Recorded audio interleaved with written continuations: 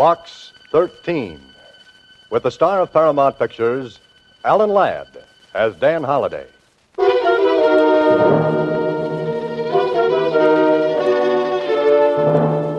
Box 13. Box 13. Box 13. Box 13.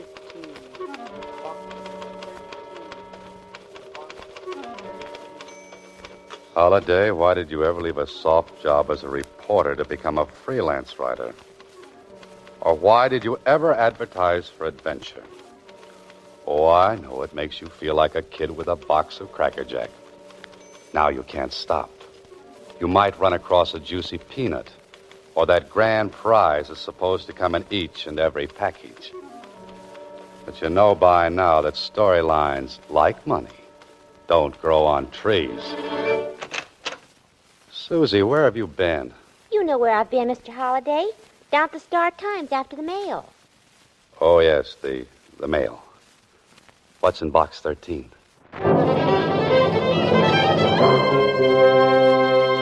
Box 13, starring Alan Ladd as Dan Holliday.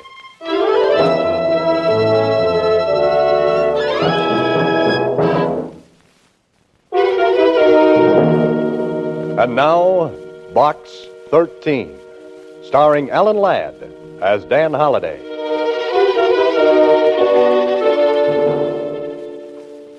Box 13.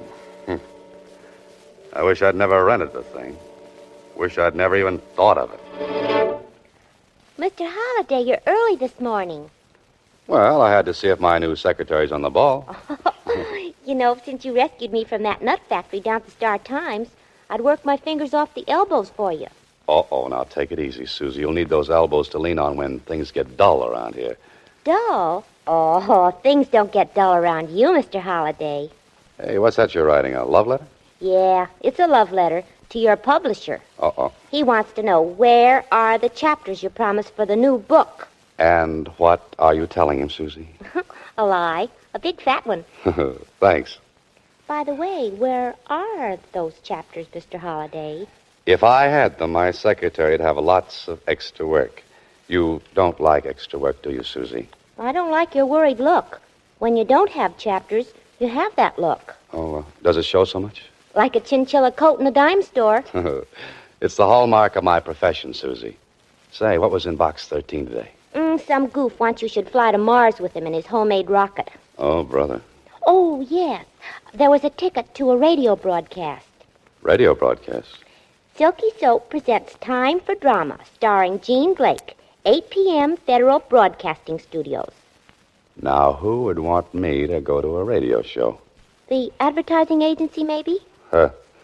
Those guys don't read Adventure Wanted ads. Too busy dreaming up singing commercials. Someone wants you should go to that broadcast awful bad. Yeah. She wrote please in the back of the little envelope. She? Yeah, she. And I don't like her taste in lipstick. The one she wrote this with is the color of blood.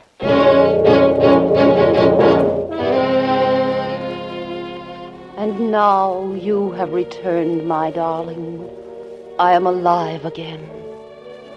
The wind is down, but still the seas run high.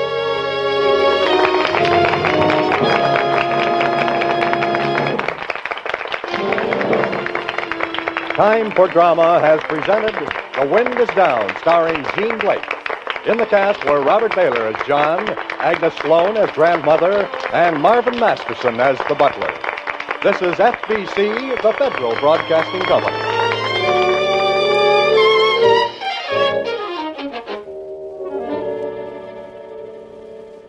Sorry, sir, we're closing the studio. Huh?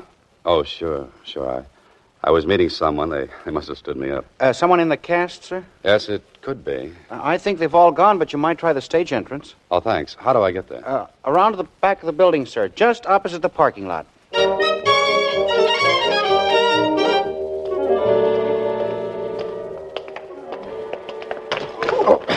You blithering idiot. Watch where you're going. Sorry, I didn't see you coming around the corner. You autograph hounds always clutter up the entrance. For that, I'll not give you mine. Step aside there. Oh, don't mind him, son. He's just an old ham. A has-been. Oh, that's a heavy hunk of ham. Who is he, Pop? Name's Marvin Masterson. Not the Marvin Masterson. Yep. He's washed up in pictures. Through on the stage, too. Does bits on the air now. Say, didn't I see him play a butler on Time for Drama tonight? Yep. How the mighty have fallen. Say, Pop, you read that like an actor. Was one once. Oh, nothing like Masterson, of course. And I can appreciate how he must feel. Well, someone else did, too, when he said, "Fame, it is the flower of a day that dies when the next sun rises." Well, you an actor, too, son? No, writer. Name wouldn't be Dan Holliday, would it? Yes, why? Got a message for you. From whom? Don't know. Found this note on my desk. If Mr. Dan Holliday comes around, ask him to go to the Mayfair restaurant. Hey, what is this? I'm getting passed around like a collection plate. And when you catch up to her, give her a pencil. That lipstick smeared up my call sheet.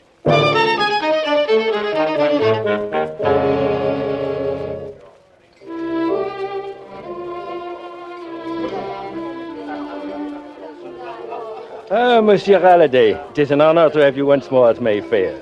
You have deserted us too long. Working hard, Henri? Always. But tonight, you relax. You have fun, eh, Monsieur Halliday? What do you mean? A charming young lady waiting for you at your table. Oh, I'd hoped you'd come, Mr. Holliday. Why, you're Jean Blake. Yes. I must talk with you. We'll order later, Henri. Now, what is this all about? Oh, I suppose I am being rather mysterious. I'm used to mystery.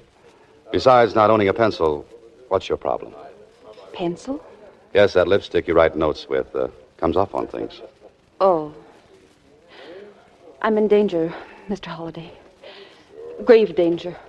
But why come to me? I know about you in Box 13. You advertise adventure wanted. Will go any place, do anything. I need help, so...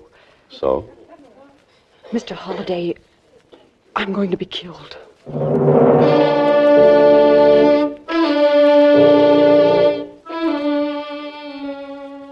I'll do anything you ask, but you must help me. You must.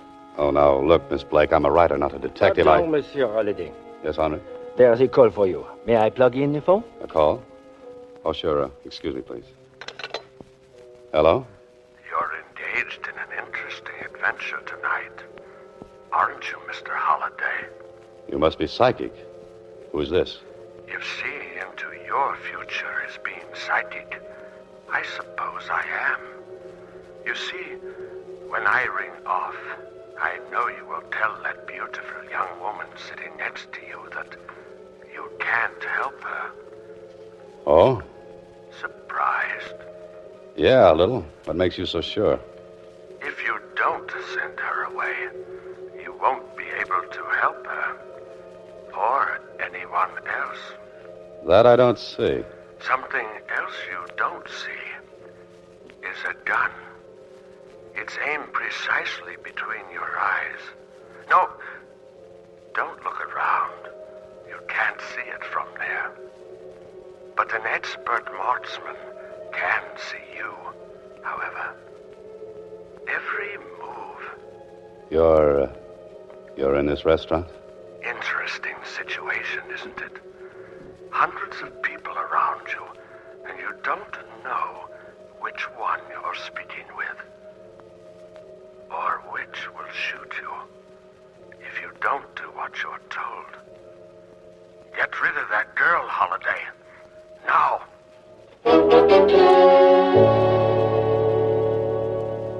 Now, Miss Blake. You will help me. But, Miss Blake, But you must. You simply must. Look, I'll pay you anything. I don't want your money, Miss Blake. I want you to see the police. You won't help me? No, That's final? that's final. Very well. Goodbye, Mr. Holliday.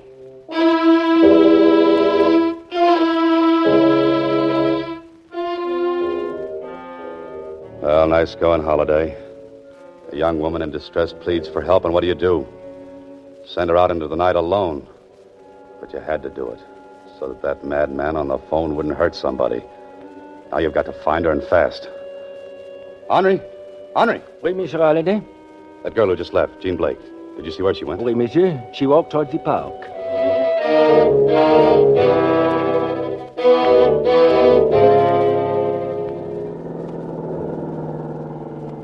Well, this is the park, but no Jean Blake. Oh, there she is. Miss Blake! Miss Blake, wait! It's all right, Miss Blake. It's Dan Holliday. Oh, but I thought... No time for thinking. Get in my car quickly.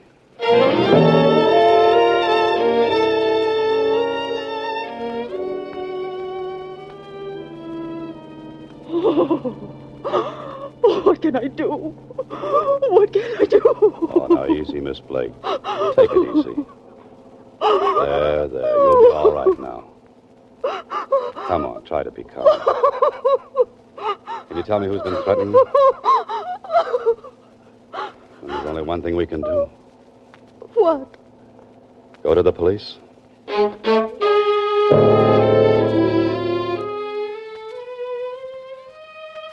You can relax now, Holiday. You're off that hook. The Blake gal's probably back home, and you can bet they put a cop to stand guard at the door. Sure, Holiday, this would have made a great springboard for a yarn. But you're out of it now. So I'll just forget the whole thing. Anyway, what would you have done for the last chapter? Last chapter. Of course, if you should go back to the Mayfair for lunch tomorrow, you just might run across something interesting.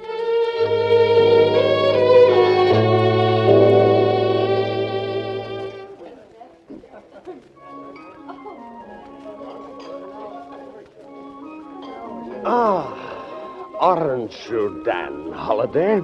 Yes? The author? I thought as much.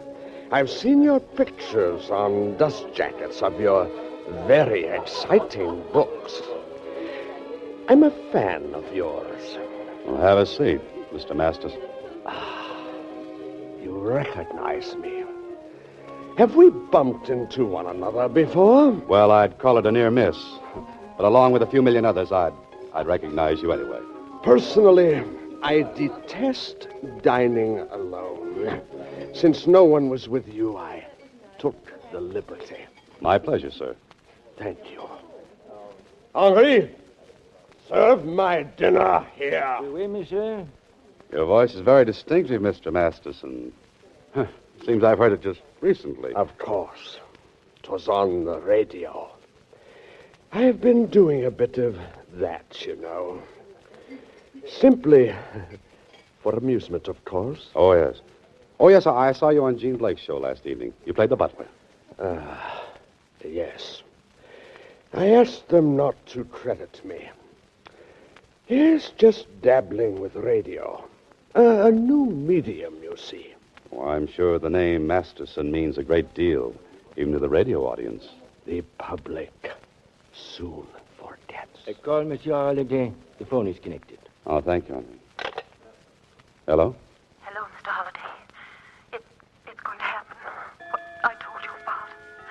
I know it is. If only you could come now. No, don't shoot. Hello? Hello? Good Lord. Holliday, what's wrong? Jean Blake. She's just been murdered. You are listening to Box 13, starring Alan Ladd as Dan Holliday.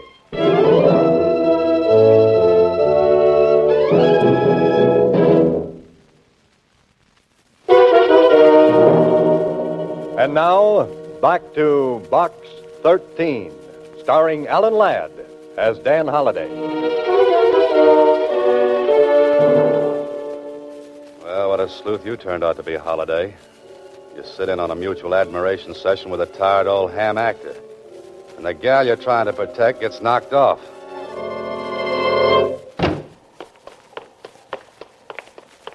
Hold it, Mac. Where do you think you're going? To Miss Blake's. Miss Blake ain't seeing nobody. Yeah, that's for sure. She's dead. Dead? Are you crazy, mister? I've been here all the time. Which part of the duplex is hers? Upstairs. But you can't... Come on.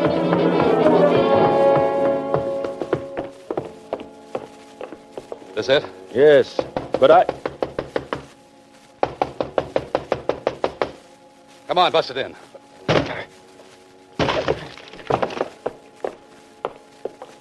See what I mean?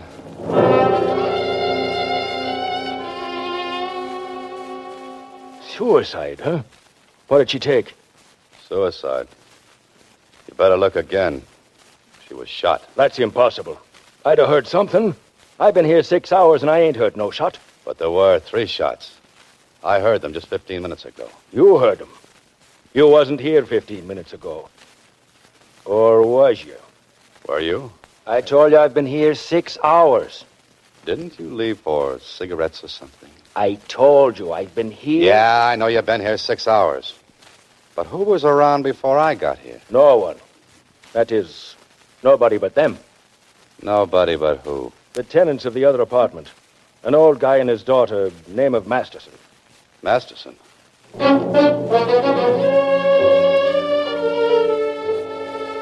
Look, Mac, you know too much about this. I'm holding you till I get the inspector down here. Sure, when you'd phone in, tell headquarters to send along a magician's manual. Huh? You didn't hear any shots. This thing must have been done with mirrors.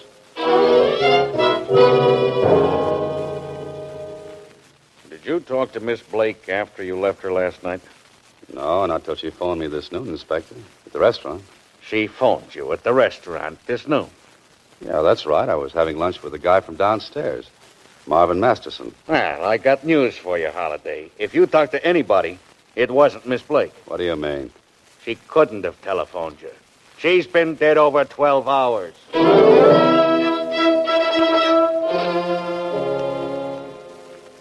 How about that? Holiday. Holiday, where's that good ear you're supposed to have?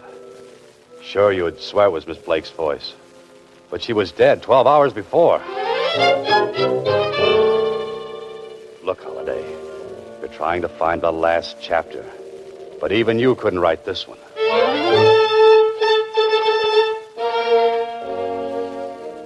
But it was her voice. Come on now, think, Holiday. What did she say over the phone? It's going to happen. What I told you about. I know it is. If only you could come now.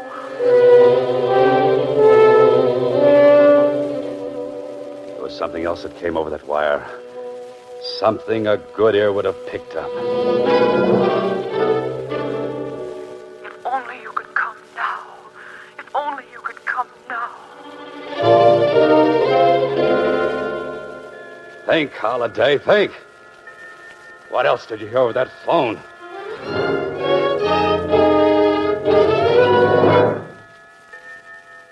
A clock. A clock sounding the Westminster Abbey chimes.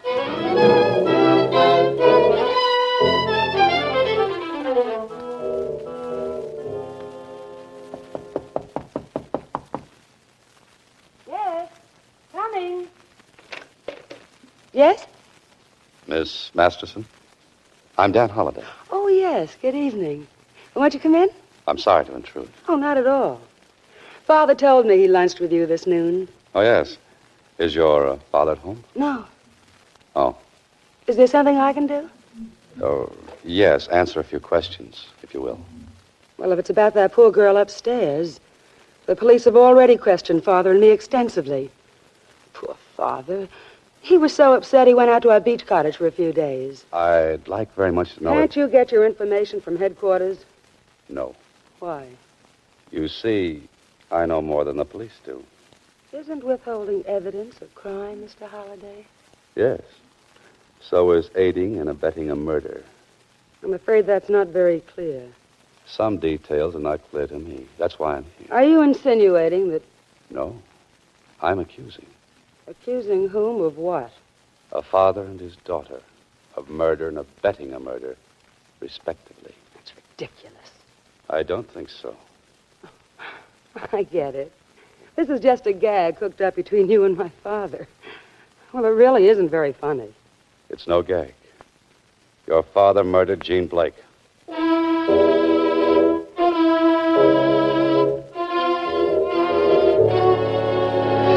And I believe you helped him, Miss Masterson.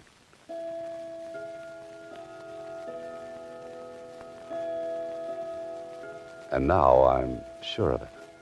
Is my silence that expressive? No, but your clock strikes the Westminster chimes. Chimes? I don't see what they've got to do with it. I see several things. Your fancy record player, for one. It does have an attachment for making recordings, doesn't it? Mr. Holliday, you have no right to ask questions. The police got all the information they wanted. But not the evidence to convict Marvin Masterson. I know he's a murderer. You'll have to prove that. This noon over the phone, I heard Jean Blake calling for help. Then I heard that shots had killed her. Well, if my father was dining with you at the time, how could he be the killer? I heard the murder, but not at the time it was committed. It was you, Miss Masterson, who telephoned me at the restaurant. Are you trying to say I'm clever enough to go through that shooting routine and then fake Jean Blake's voice over the phone? It was Miss Blake's voice, all right. However, I heard it 12 hours after your father killed her in this apartment. Later, he carried her body upstairs. That's fantastic. Is it? Mind if I go through this collection of records? I should find the one Jean Blake was forced to cut on this machine before she was shot to death. No, don't, please, Oh, you did play that record I heard on the phone. Yes. But I thought it was a joke Father was playing on someone. He phoned me a few minutes before and told me what to do. What did you think when you discovered Miss Blake was dead? I was frantic. You see, Father warned me to forget all about the record. He refused to answer any of my questions. Mr. Halliday, my father can't be responsible for this tragedy. He's just a broken old man. He was the idol of millions for so long, and now they don't want him anymore. It's breaking his heart. And please, I'm begging you to forget all about this, Mr. Halliday. I thought you might be innocently involved. But I'm afraid you can't protect your father from a murder charge. What will they do with him? I'm sorry, Miss Masterson, but I'll have to take that record. Don't touch that cabinet, Holiday. Oh, you didn't like the beach, Masterson. I didn't go. You're too clever to be out of my sight. Being at this end of your gun might indicate otherwise. But I don't like guns pointing at me. Hey, get out of the way. He was going to shoot you. Oh, you're so right. Fortunately, you got in the way. Are you convinced now that he killed Miss Blake? Yes. I'm afraid I am. How did you know it was done here, not up in Jean's apartment? Jean didn't have a clock, which strikes the Westminster Abbey chimes. This is Box 13, starring Alan Ladd as Dan Holliday.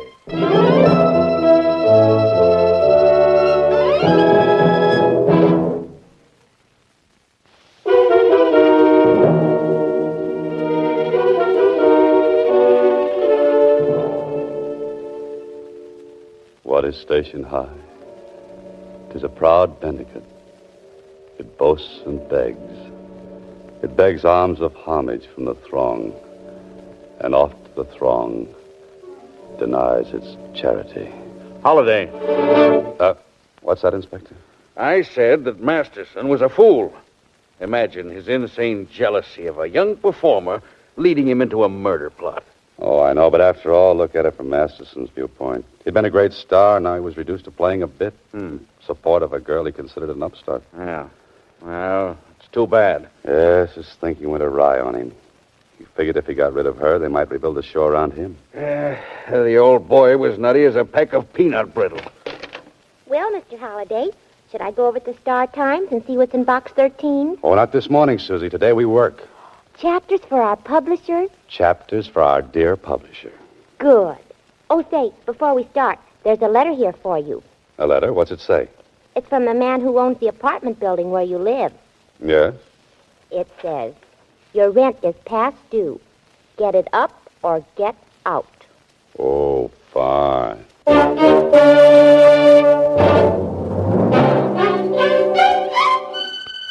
Box 13, with the star of Paramount Pictures, Alan Ladd, as Dan Holliday.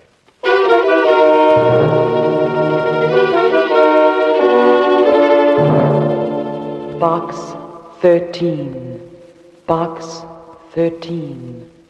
Box 13. Box 13. Box 13. He leaned over the shining halo of her blonde hair, reflected in the soft glow of the new moon. Oh, no, not that. Holliday, my boy, why did you ever decide to write fiction for a living? You know, you could have gone into something interesting, like being a truck driver, with the open road in front of you and a motorcycle cop in back. Hey, Suzy, where you been? Don't you remember, Mr. Holliday? I went down to Star Times office. Oh, so you did. Tell me, what's new in Box 13? Box 13, starring Alan Ladd as Dan Holliday.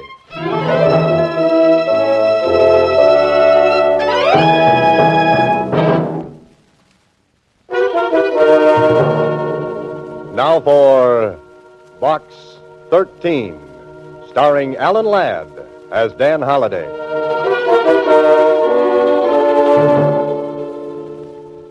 Well, what now, Mr. Holliday? What's new in Box 13? Yesterday, a man wanted to sell me a horse for $1,000 and a ranch to go around the horse for 25 times that much. The day before, my ad for adventure brought me a reply from a golf professional who simply wanted to drive golf balls off the tip of my nose. Mr. Holliday. Was that Suzy? I said that when a nice young man like you runs an ad, he should get a whole box full of answers. Oh, well, thank you, Suzy.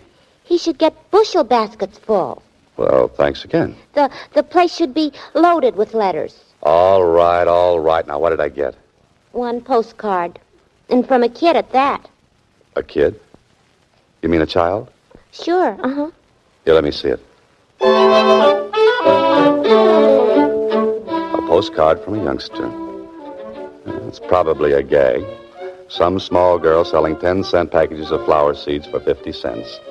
Sell 5,000 packages, and she gets absolutely free a St. Bernard dog. Well, let's see what really is on this postcard. I wrote to you, care of Box 13, because I thought you wanted it that way. I gotta see you right away on a very important matter. I am still doing business at the old stand. Signed, Johnny Moran. Johnny Moran? Why, he's a little boy who sells newspapers on the corner. Hey, Suzy, get Johnny Moran up here right away. Oh, I can't do that, Mr. Holliday. Why can't you do it? Because he's here already. Hello, Mr. Holliday. Oh, Johnny, how are you, my boy? Why didn't you just come up and see me instead of writing a postcard first? Well, I like to do things sort of businesslike. Besides, it was fun to answer an ad for Adventure Wanted. Would you really do anything, Mr. Holliday? Sit down, Johnny, and tell me what your trouble is. Well, I kind of wanted to see you alone. Sort of private-like. Oh, that man-to-man stuff, huh? Yeah, that's it. Well, where would you like to talk? Well, I thought maybe you'd come down to the corner with me. I'll buy you a drink. A drink? You interest me strangely, Johnny. Come on, let's go. Okay. Oh, Suzy, you'll excuse us, won't you? Well, I don't know. You better be careful, Mr. Holliday. Careful? I don't want Johnny teaching you bad habits.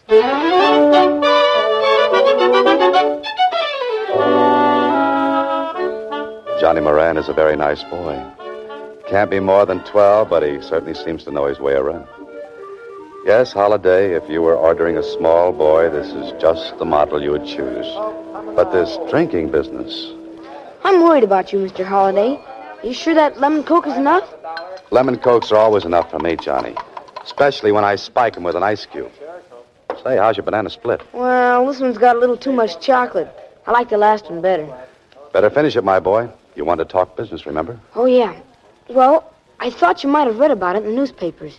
Of course, you could have missed it. It was way back on page 5. What was on page 5? Well, here, I got a clipping of the story. Read it.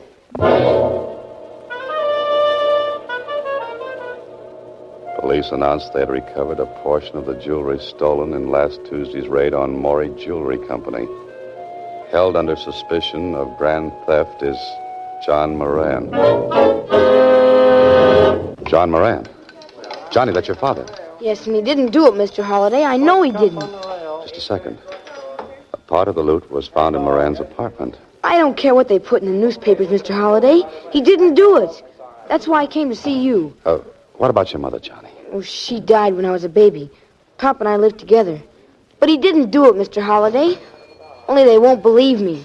Oh, you've been down to the police? Sure, I went there right away. I even offered him my $18 for bail. And you know what?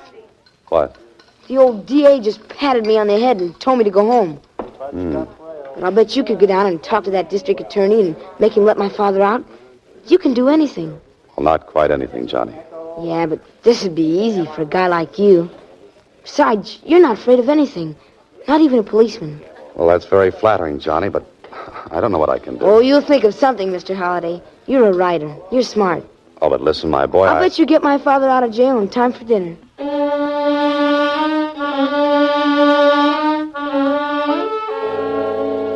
Okay, Holiday. The boy says you can get his father out of jail in time for dinner.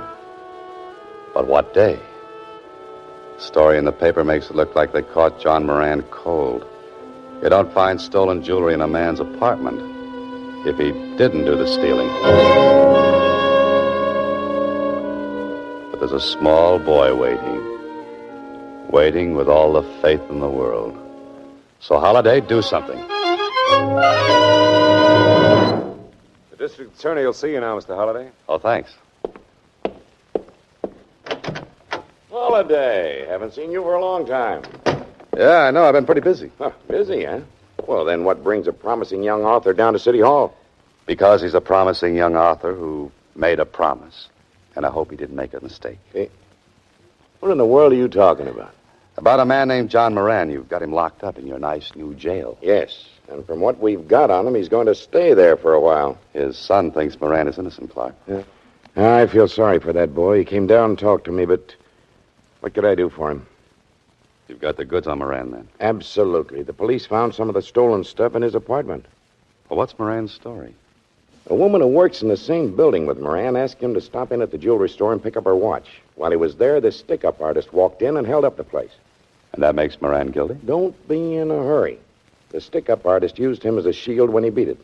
Moran claims the man forced him to drive the getaway car out into the country. Well, that still doesn't make him guilty. I think you've got the wrong person. This is where Moran's story went wrong. He walked into police headquarters and told it, but it sounded too good to be true. They detained him while a detective went over and searched his apartment. Oh? The detective found part of the loot. Moran couldn't explain where it came from. Well, to our office, it looks like he pulled a clever gag. We think he's in with the holdup men. What about the woman, the one who sent Moran after the watch? Grace Willard?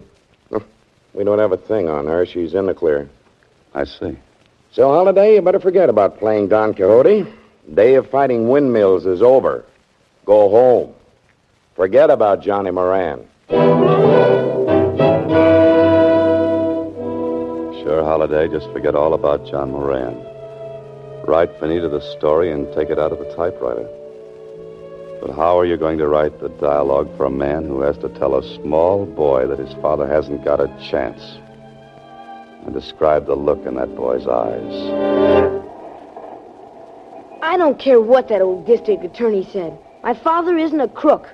And your father should have been able to explain the stolen jewelry they found at your place. I'll bet he could, too. They just wouldn't listen to him. Oh, now, Johnny, if your father's innocent, they'll let him go. So you won't help me either. But I'm trying, my boy. What else can I do? Oh, nothing, I guess. See you later, Mr. Holliday. Oh, Johnny, listen to me. I'm kind of busy right now. I gotta earn a lot of dough, I guess. Johnny. Because lawyers come pretty expensive, I heard. Oh, look, kid. You better go home, Mr. Holliday. I should have handled it personally in the first place.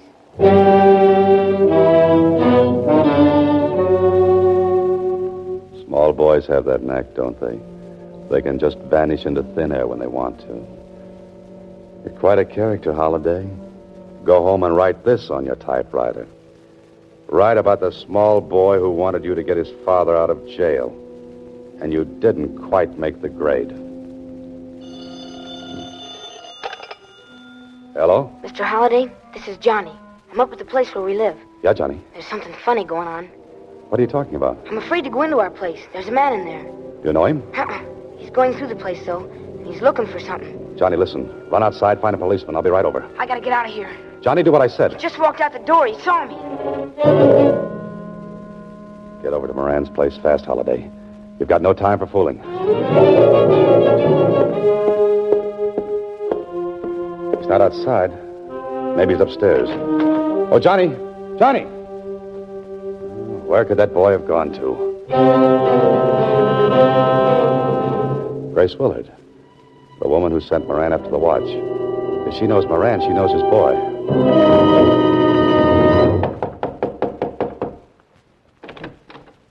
Yes? Oh, Miss Willard? Yes. Well, I'm Dan Holliday. Would you know where little Johnny Moran is? Come in. Now, what's this about Johnny? Well, he phoned me a few minutes ago from his place. There was a man going through it. He saw Johnny making the call. Johnny's disappeared. Yes. You phoned the police? Do you think he's been hurt? Well, the police knew nothing about it. I don't know what happened to the boy. That's why I came over here. I figured that if you knew his father, you knew Johnny, you know. Poor Mr. Moran. I feel so badly about him. You know, if I hadn't asked him to get my watch, this never would have happened. But that doesn't make it your fault, Miss Willard. Oh, I feel terrible about it just the same. And now, Johnny disappearing. He hasn't been here at all? No. Let me think of it. Oh, by the way, I was just having some coffee. Would you care to join me? Grace Willard is a very nice person. Really worried about the boy. Perhaps she'll come back with an idea. Here's your coffee, Mr. Holliday. Now we'll talk. Oh, thanks. Did Johnny recognize the man? No, he didn't have time to say. Well, perhaps he found a policeman on the street. He might have gone back to the house. Well, maybe I ought to call back. Johnny's a cute little fellow. Johnny has a father who's in jail. Johnny's quite concerned about his father and would like to set him free.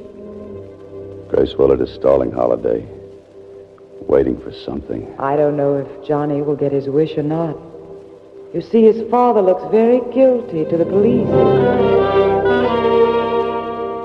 Holiday, you idiot. That coffee was doped.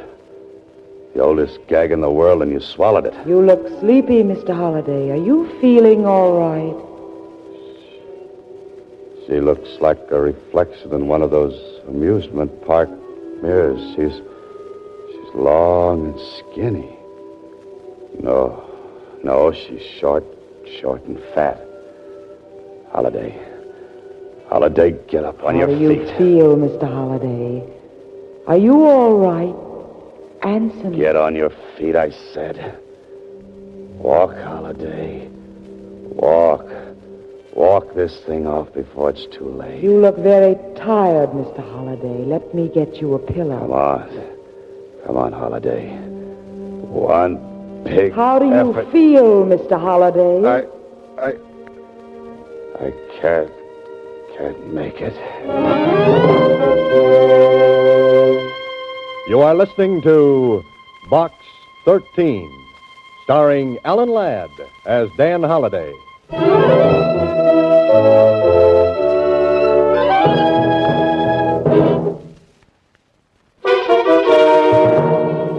Box 13, starring Alan Ladd as Dan Holliday.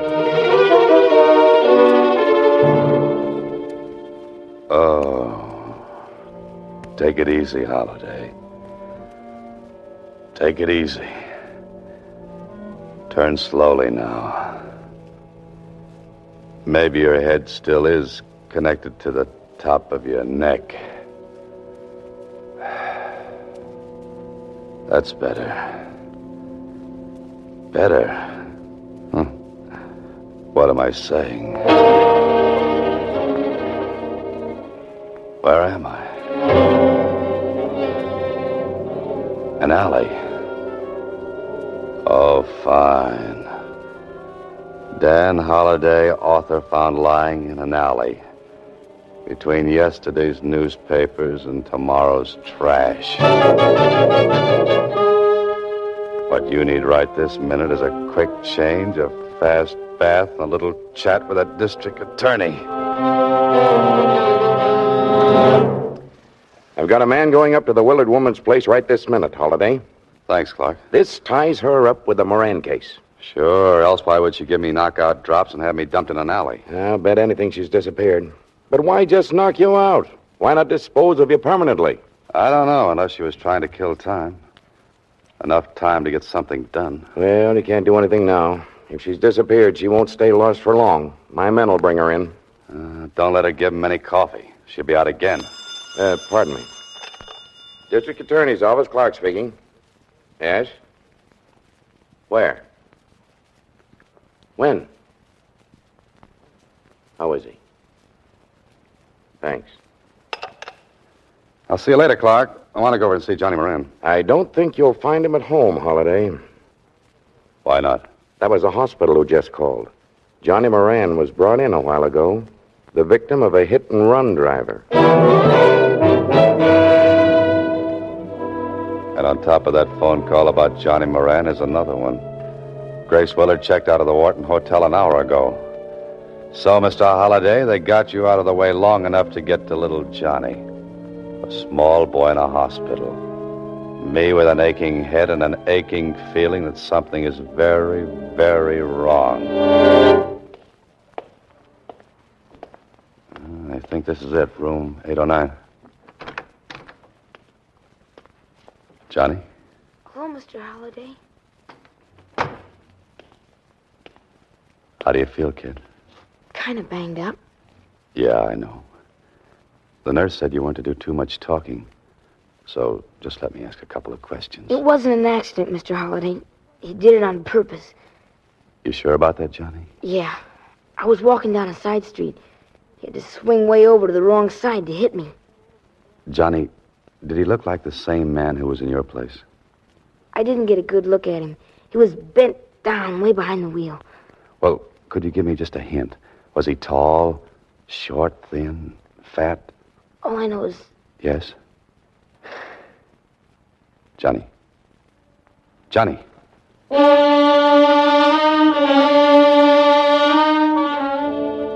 Johnny passed out and won't be permitted to talk for a while. Well, that puts it up to you, Holliday. Come on, you're an author.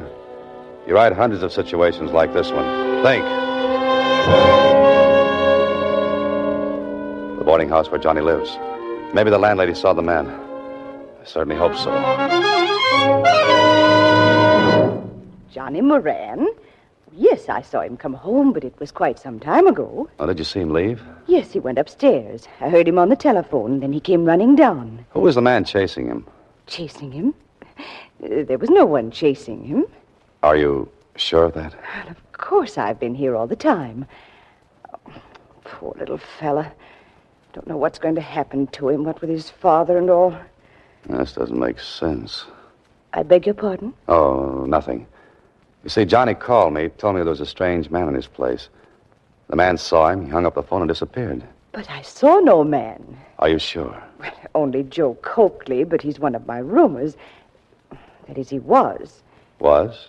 When did he move? Today, just after Johnny left. Was he upstairs while Johnny was there? Why, yes. Yes, he was.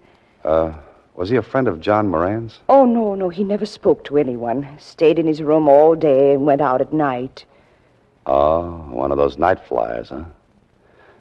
Could I see the room he occupied? This is Coakley's room, but it's empty. Well, Holliday, it looks like you're on the wrong track. Or are you? A stub from a dance hall ticket. I'd better talk to Johnny about this.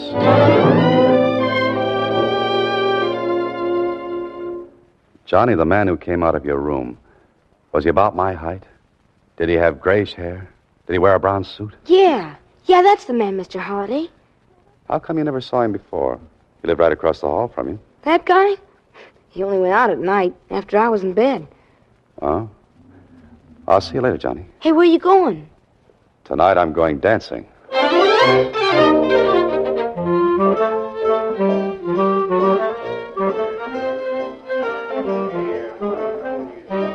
This is a very nice place, Holiday. Admission 60 cents, which includes an evening of dancing. And from the looks of the customers, they're trying to get their money's worth. Like to dance, fella? Who, me? You ain't not twins, are you? No, I'm sorry. I'm afraid I'm a very bad dancer. Oh, you let me be the judge of that. Come on, kid. You look good to me. Oh, wait a second. Say, isn't that Joe Coakley over there? Oh, you know Joe? Yeah, and the girl with him. That's his girlfriend, Grace Willard. Oh, thanks. I'll see you later. Hey, where you going? This is it, Holiday. Only what are you going to do? They're leaving, and if you stop to make a phone call, you'll lose them. And I wouldn't like to lose that man. He's the one who hits small boys with big automobiles. They're going into that apartment house. This begins to look like the final chapter. Now to make a fast telephone call to an old friend, then better to get to the payoff.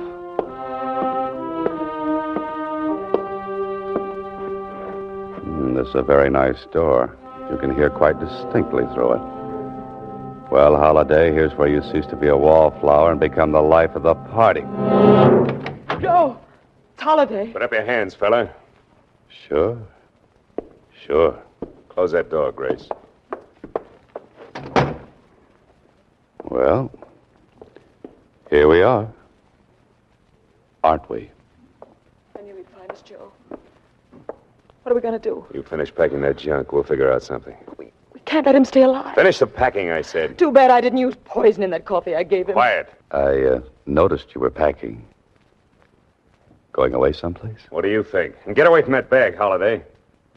Oh, that's the stuff that was stolen from the store, huh? None of your business. Oh, going away together? You and Miss Willard? Maybe. Mm-hmm. You pull that go down and pick up my watch routine in a lot of cities, huh, Joe? Make him be quiet, Joe. Hey, Joe, who was the girl who worked with you before you met Grace? You know, the one who lived in Cleveland, or was it Chicago? I always forget. Come on, Joe. What happened to her? Shut up, you. What happened to her, Joe? Or the girl before? How do you know there was another girl, Holiday? Well, Miss Willard, you don't think you're the only one, do you? You're crazy. Yeah? Ask him where he was last night. Don't pay any attention to him, Grace. He wasn't with you. Know where he was? How do you know he wasn't with me? The stub of a dance hall ticket I found in the other room. It calls for only one admission. You shut up, I said. Just a minute, Joe. Were you down there last night? Were you dancing with that blonde again? Suppose I was. So what? You've got a lot of nerve. You have me set up this whole deal. Have me find John Moran to play sucker for us. Have me frame the business of picking up my watch. I time it out perfect for you. What do? You go dancing with a blonde. Grace, be quiet. This fellow's up to something. Me? Now, what would I be up to? What about that other girl he talked about? What happened to her, Joe? Why don't you tell her, Joe? Cut it out, will you? Did she plant stolen jewelry in a sucker's room like I did to Moran? Grace, listen. Yeah. I'm listening. Go on, explain. Holiday, where are you going? Just opening the door. You see, I'd like the district attorney to hear the rest of your explanation, too. Well,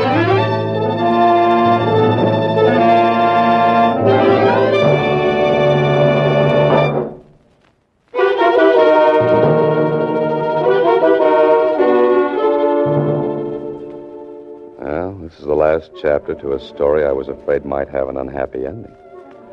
But Johnny Moran's father is free. The district attorney has Grace Willard. Joe Coakley and the stolen jewelry. And Johnny? Johnny is out of the hospital. Mr. Holiday. What did you say, Johnny? I said you might have been killed going up to the apartment like that. No, I was safe for the DA just outside the door. Gosh, and you figured it all out by yourself. No, you helped, too, when you telephoned me. And I hate to mention this, kid, but did you bring the $18 with you? Sure I did. I pay off, you know. Here. Oh, Thanks, kid. I was just a little worried. I was going to pay before, Mr. Holliday, but I didn't think you needed money that bad. I needed it to put with this check. Here. There was a $500 reward for recovering the jewelry, and it's going to a bank account for you. $500? Gee, gosh, I guess I'm rich. Johnny, what are you going to do with all that money? Well, the first thing I'm going to do is take you out and buy you a drink. How about an Idiot's Delight?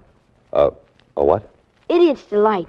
It's got a pint of ice cream, 3 bananas, some oranges, and 7 flavors. Well, Johnny, I don't know. Mr. Holliday, I just heard that Johnny got out of the house. Oh, there you are, Johnny. How do you feel? I feel swell, Suzy. I just invited Mr. Holliday out to have a drink. He can't go out, Johnny. He's got some very important work to do. Well, gee whiz. Thanks a lot, Suzy. Thanks? What are you thanking me for? You don't know it, but you just saved me from a horrible fate.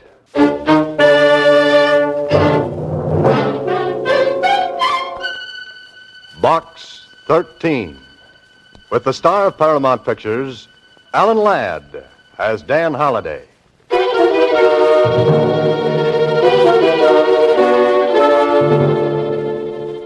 Box 13. Box 13. Box 13.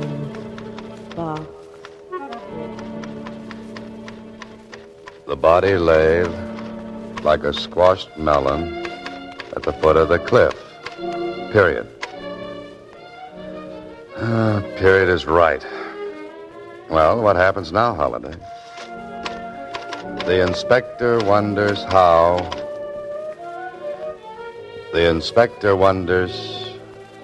Oh, no, it's Holliday who wonders. I wonder how. I wonder why. I wonder what. I wonder where you've been, Suzy. But, Mr. Holliday, I've only been gone 10 minutes. Went down to Star-Times after the mail. Oh, so you did. What's new in Box 13? Box 13, starring Alan Ladd as Dan Holliday.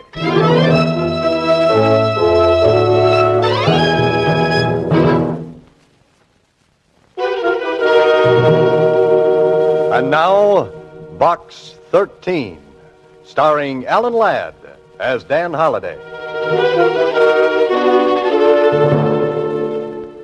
Well, this is quite a letter.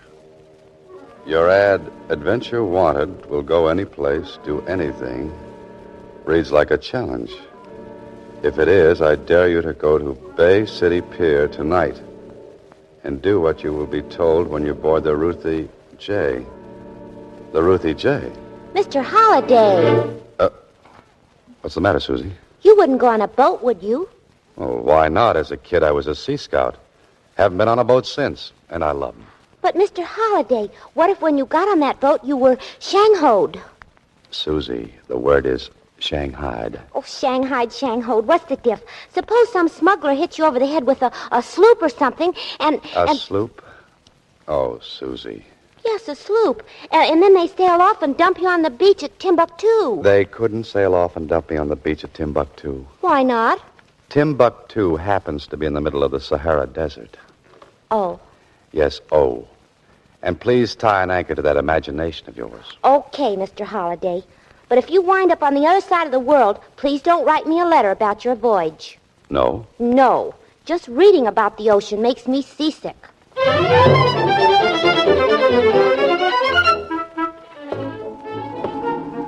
Well, Holliday, this is it. Take in a lungful of that fresh ocean breeze. Smell that fresh salt air. And fish. Not so fresh. Well, the letter said I was to board the Ruthie J. I wonder where she'll be. I wonder what she'll be. A schooner, trim and neat, 42-footer, 12-foot beam. There's your dreamboat. And, brother, what a scow. Neat. Like a tub of dirty clothes in a mud puddle. Ahoy! Ahoy, mate! Hey, you over there. You're calling me, Mac? Yeah. What's with this, ahoy mate stuff? You're a seafaring man, aren't you? Don't let these tight pants fool you. And just 'cause I'm standing on this sea jitney, don't make me no sailor boy. Oh, my mistake. Where's the skipper? The skipper? Hey, look, Mac, I told you I ain't no sailor. With me, you gotta talk English. Right, Gunzel. Dip that heater back under your wing and take me to the boss of this fish factory now. That's better. Now you're talking my language. Can I help you across the rail? Oh, thanks. Say, is your name Holliday? Yeah. Dan Holliday? Now, how'd you guess? Pleased to meet you. Sweet dreams, Holliday. I hope you enjoy the boat ride.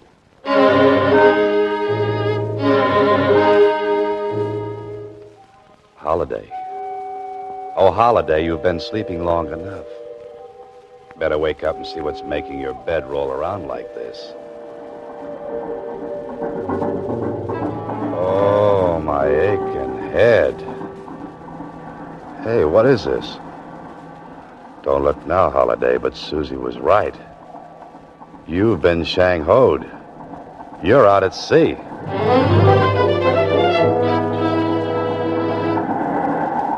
Well, and a pretty girl aboard. Hello, Mr. Holliday. I see you're up and around. Yeah, I'm up and my head's going around.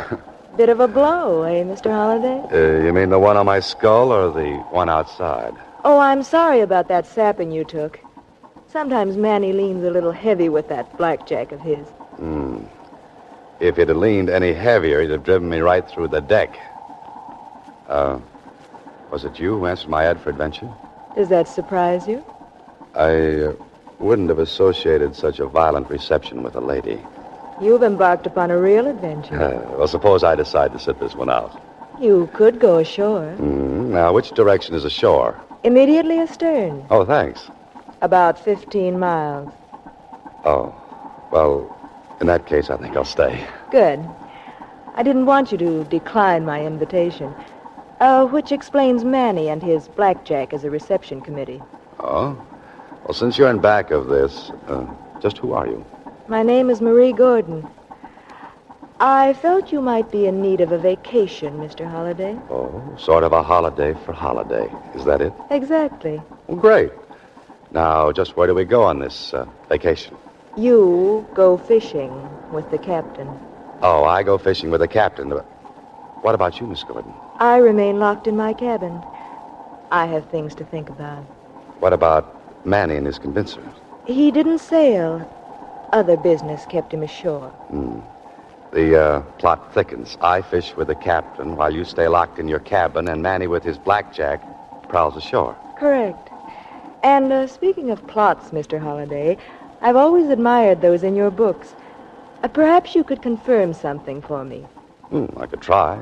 Establish the case of someone having something not his own, wishing to keep it from another person who desires it as well. Where would you put it? Well, in the place you'd least expect to find it, of course. Of course, Mr. Holliday. Good night. Good night, Miss Gordon. Remember, the fish bite early. I know, especially the suckers. There's a strong odor aboard this ship, and it isn't just fish. But there's nothing you can do tonight, Holiday, so you might as well get some sleep. Oh, a sailor's life is the very best life, so it's a sailor's life for me. A sailor's morning. life for... You're the captain? Yep. Morning, sir. Come through last night's squall okay? Yeah, except for this bump on my noggin. Rolled against his tension, eh? 'Twere a bit rough. Rough is right. Oh, I understand you and I are going to do some fishing. Aye, sir. These grounds is good for swordfish. Might even catch us a marlin. Just where are we, Captain? Them islands way off there is the Catalinas. Plenty of albacore here, too. Doesn't Miss Gordon like to fish? Don't know, sir. This is the first time she's hired me in the Ruthie J. Then this isn't Miss Gordon's boat. Nope. She's mine. We're just chartered for this trip. How long are we provisioned for? 4 or 5 days. Could put in at Avalon if you want to stay out longer. I didn't want to stay out this long. Not ready to go ashore so soon, are you, Mr. Holliday? A few days fishing is just what you need. What I need is to have my head examined. That bump still bothering you? No, but what might be happening back in town is. Relax, Mr. Holliday. Everything will be taken care of. Yeah. But I'm wondering how and what and why. Why is right. Just why would a girl like Marie Gordon maroon you on a fishing boat? What's the gag? And how's it going to be pulled, and on whom? Holliday, as an author, you're not even a good fisherman. You're quite a fisherman, Mr. Holliday. Why, in just 4 days, you handle that heavy gear like a real deep-sea man. Thanks. But don't you think we've got enough fish? You've got another. There goes your line off the outrigging. It's a big one. Let him run, sir. Now, hit him hard. Good. You've got him, sir. Don't look now, but I think he's got me. He's a marlin, I think. Let him play. Let him go play with someone else. I'm tired. Oh, that's too bad, Mr. Holliday. You set your drag too soon. That's why he broke the gear. I wanted to break the gear. I'm sick of fishing. Captain, I want to be put ashore now. Sorry, sir. Miss Gordon will have to give me new orders. Now, look, Captain, I'm going ashore. I'm going to be there before tonight. But Mr. Holliday... Captain, you heard the gentleman. He's going ashore. Aye, ma'am. Do we run for the mainland or the islands? Neither. We stay here. But you said Mr. Holliday was to go ashore. That's correct. Lower the dinghy, Captain. The dinghy? And hand Mr. Holliday the oars. The oars? Ma'am, we're more'n 10 miles off Catalina. If Mr. Holliday wishes to be ashore before tonight, he'd better start rowing now.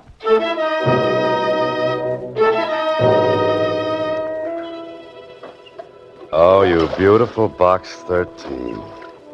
If it hadn't have been for you, I wouldn't be out in the middle of the Pacific Ocean in a rowboat. Better rest on your oars a minute, Holliday. Because the wind is coming up, the bump on your head is swelling, the ache in your back is growing, and the blisters on your hands are spreading. When Suzy mentioned the beach at Timbuktu, she knew what she was talking about. There's no ocean there.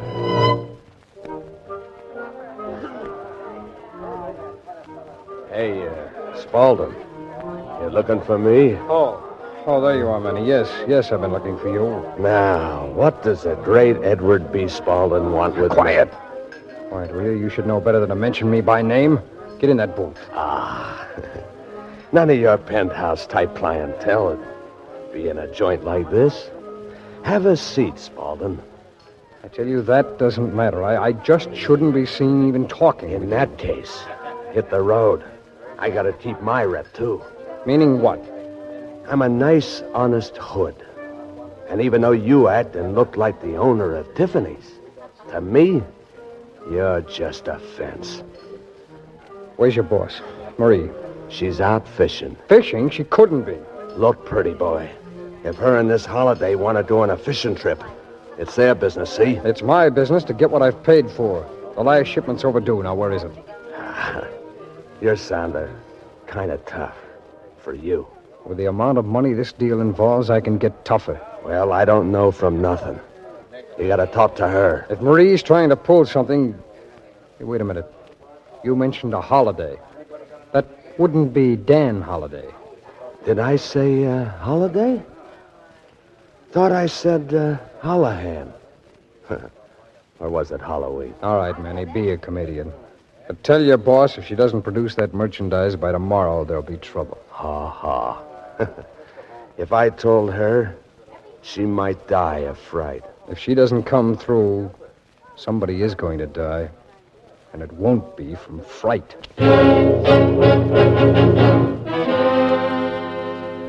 Well, Holiday, you finally made it. You were towed into Catalina, hocked your watch for a ticket, and flew right back to town. If this is adventure, you'd better stick with the more dangerous sports like croquet or something. Suzy. Oh, I forgot about Suzy. She'll wonder what's happened. I'm 4 days late for lunch. She's not here. Guess she got hungry. She's not here, Holiday, but I am. Yeah, who are you? Get in that office. All right. All right. All right, now what's this all about? I want to know where you've been for 4 days. I don't think I've had the pleasure. It may not prove to be a pleasure if what I suspect is true. Now, where's Marie Gordon? Marie Gordon? From your expression of surprise, I gather you know what I'm talking about. Did you catch any fish, or was it larger game you were after? Not knowing who you are, I'm at a disadvantage. Disadvantage is even greater now. Now, do you talk, or do I shoot? Oh, do I have a choice? No. In that case, I'll talk.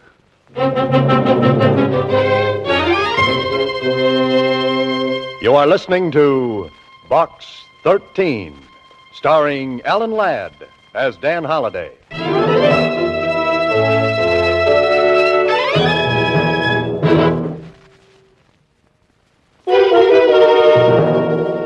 And now back to Box 13, starring Alan Ladd as Dan Holliday.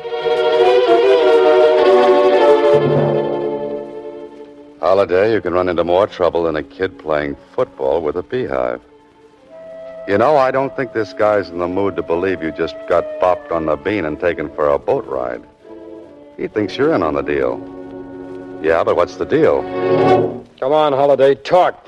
Oh, I'd love to, but what do we talk about? About 5 minutes.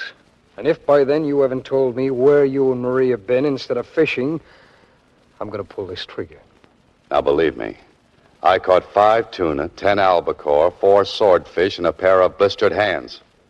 And that's no fish story. Hey, where you going?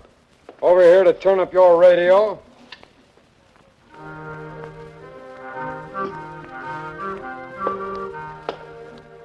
You see, I'm very considerate of others. This is a very big gun, makes a very big noise. I don't want to disturb the neighbors when it goes off. Okay, mister, whatever your name is. I'm going to tell you exactly what happened. And if you don't believe me, you can start shooting. You sound very brave, Holliday. And I act very dumb. Now, I know it was stupid of me to accept a blind invitation to visit a boat named the Ruthie J. Because when I got there, a tough character in tight pants used my head for a dinner gong. Somebody slugged you? Yeah. And I've got the bump to prove it. This character's name wouldn't begin with the letter M. As far as I'm concerned, it ended with A-N-N-Y. So it was Manny. Now, go on. Well, while I was unconscious, I was tucked Betty by in the cabin of the boat. When I woke up, I was gazing into the lovely blue eyes of one Miss Marie Gordon, a woman I have never seen before in my life. Then I suppose you and this total stranger went fishing for 4 days. Now you took the words right out of my mouth. Well, find some more. And tell me you didn't ask any questions. That you were just brought back home with salt spray in your hair, a beautiful tan, and nothing else. I asked plenty of questions, to which I got plenty of no answers. And for your information, I wasn't brought back home. Oh? You, swam? No, I rode. 10 miles all the way to Catalina. There I caught a plane, took a cab from the airport, and found you here waiting for me. That, brother, is my story. You turned off the radio. What's the trouble? No gunplay? No gunplay. Great, but why the change of heart? Holliday, I understand you're quite an author. But even you couldn't make up a story like that one.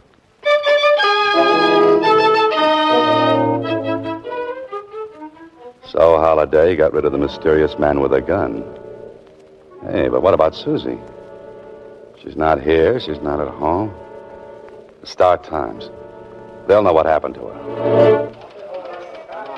Well, if it isn't Dan Holliday. Have a nice vacation? Oh, wonderful, Jonesy. Hey, have you seen Suzy? Not since the other morning. She came in with a wire telling her to take a few days vacation. Hey, who told her to take a vacation? Well, you did, of course. Don't you remember? Jonesy, sometimes my left hand just doesn't know what my right hand is writing. Where'd she go? She didn't say. She came in with a man wearing tight pants. She looked for the mail. There wasn't any, and they went away. Man with the tight pants. Manny, I'll see you later. No, wait. All this mail came while you've been gone. And a box, too. Here. A box? What could this be? Maybe candy. Oh, nobody loves me that much. Wait. What? You hear something tick in that box right now? Tick. You think it's... I think you better get that thing out of here. Oh, but Jonesy, Take it to police headquarters. Get it out of the building fast. It might blow up any minute. You've ridden in many a taxicab holiday, but this is the first one you've taken with a maniac in the driver's seat and a bomb in the back. Inspector Blake. That's my man. You say this thing ticked? Yeah, it sounds like a clock in there. Come on, hurry. Where are we going?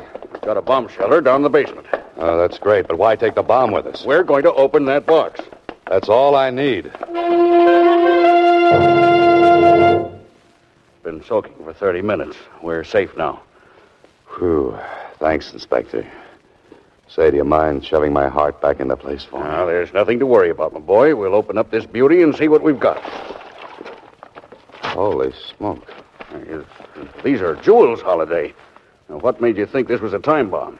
I have an aversion to anything that ticks. And I have an aversion, too. To people like you come in here talking about time bombs when all they've heard are some loose jewels clicking together. Well, I'm sorry, Inspector. Well, I think I'll beat it. Just let me wrap up those stones. Oh, no, you don't. No, you don't. Those jewels stay here until you can prove ownership. Now, where'd you get them? To whom do they belong? Give me about 30 minutes, Inspector, and I think I'll be able to answer you. So that's what it was, Holiday. A stunt to smuggle jewels. Into box 13, no less. That Marie Gordon, she's a clever, clever girl. No wonder the mysterious character at the office was waving that gun at me. Oh, think of what would have happened if I'd tried to lie to him. Come on, Holiday, you've got places to go and some people to meet. I was sure worried about you rowing all that way, Mr. Holiday. Oh, that's okay, Captain. Hey, what I came here for was to locate Miss Gordon. Do you know where I can find her? She's a popular woman. 2 other men come a-looking for her. 2 men? Yep. One was a smooth-looking sort of fella. The other was a tough. With tight pants? That you mention it, yes. He was here when we docked. What happened? Did you hear the conversation? Only that the tough one was to go right quick to a place called Rambler's Inn and wait. Then the other man arrived. Yep. He seemed sore about something. They got in a car together and drove off. That's the last I seen of them. Captain, you're terrific. When my blistered hands heal up, you and I are going back after the Marlin that got away.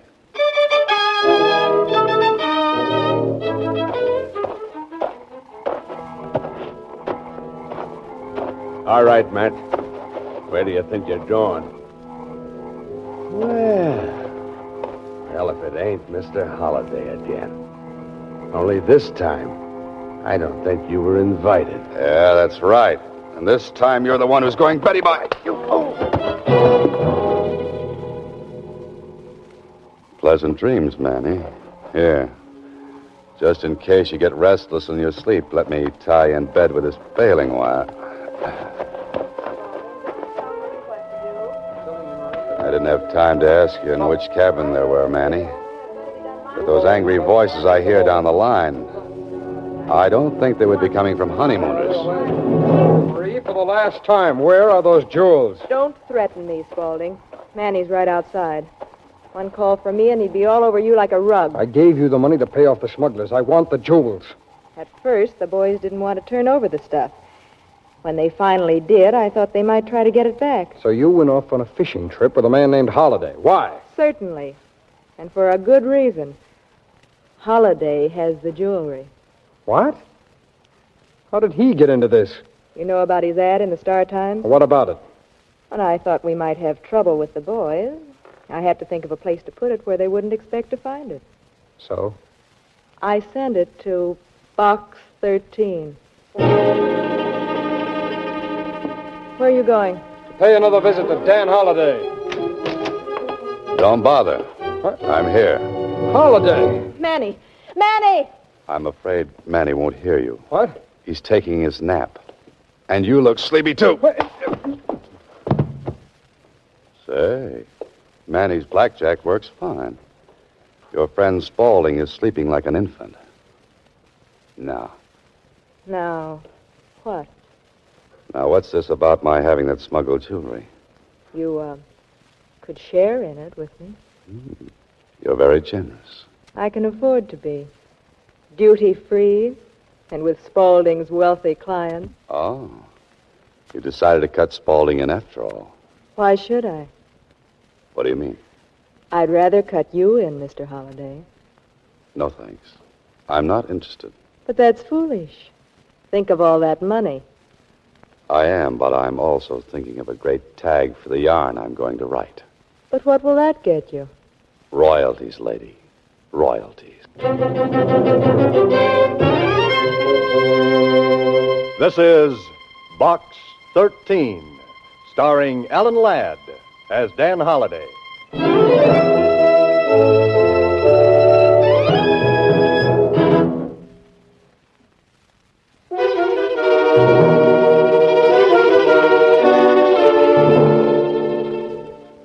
Well, Holliday, prepare yourself for an I told you so from Suzy when she comes in.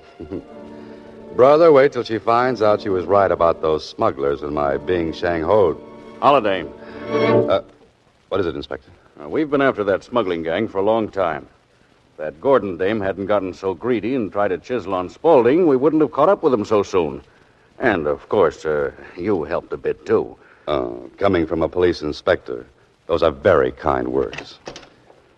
Well, Suzy, it's about time you showed up. Oh, hello, Mr. Holliday. My, what a beautiful tan. Catch any fish? All kinds. Tell me, Suzy, where have you been? Out of town. The wire you sent me said to take a vacation for 5 or 6 days. Oh, the wire I sent, which I didn't send. Well, anyway, you didn't specify which, so, Mr. Holliday, I took 6. I see. And, Mr. Holliday... Yes, Suzy. You know the nice man that I went down to Box 13 with? Yes. Well, I told him how I warned you about being taken by smugglers, and do you know what he said? No. What did he say? He said you were right about the smugglers. They wouldn't hit you on the head with a sloop. They'd use a blackjack. Oh, fine. Next week, same time, Alan Ladd stars as Dan Holliday in Box 13.